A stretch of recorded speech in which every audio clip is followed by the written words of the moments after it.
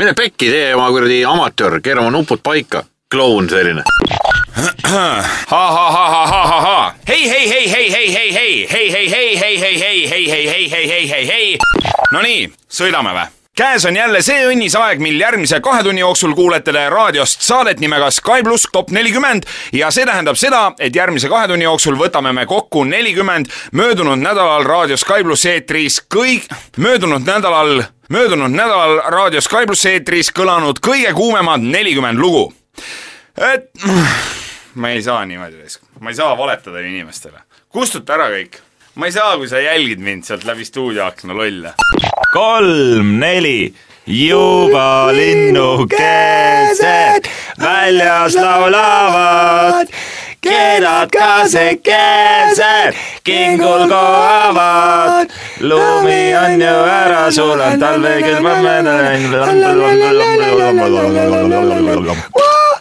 see siin oli aasta soovilugu, head aega! Värskeim neist kannab pealkirja The Resistance, mis on ühtlasi osutunud ka bändi. Kohe selgub, milline laul meie kuulajatele meelel ja kurat küll. Kohe selgub, milline laul meile... Ma ei saa aru. Siin korrusel on kõik professionaalid. Okei, proovime uuesti. Sky Pluss Top 40 jätkub aga bändiga, mis tänaseks jõudnud tegutseda juba 26 aastat ning andnud selle aja jooksul välja 10 albumit, 2 parimate lugude plaati ning veel ka ühe live hitsingliga Stereo. Nii jah, läkski valesti jah.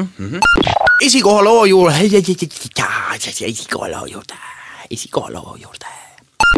12 nädalat on edetabelis püsinud Madonna parimate lugude plaadi nimilugu. Mis asja? Parimate lugude nimilugu. Parimate... jaa. Ja kuna minul on võimalus selline klubihitt teile öelda, siis ma kohe ütlen teile ka see klubihitti. Vaata, juhe tuli peppu! Pane nüüd kinni kuulsijad, oota. Hommikuprogrammi mehed stuudios jälle. Tervitusi! Võtame siis korraga nädala kokku, mis üldjoontes oli suhteliselt surmade rohke. Ei tahagi rohkem seda meenutada. Ma arvan, et me ei räägi seda juttu, surma juttu kogu aeg, vaid teeme selle juttu kõik uuesti. Topi see surma sisse, kurat, meil on lõbus programm. Surmade rohke. Hei, jau, hommikuprogrammi mehed siin. Möödunud nädal oli surmade rohke. Midagi kokku ei lähe, kurat. Sky Pluss Top 40 edetabel. Lindistab. Puna ütles. Nii, võib või? Kuule, aga kustuta ära kõik ja läheb kuradi uuesti neis. Sky Pluss Top 40.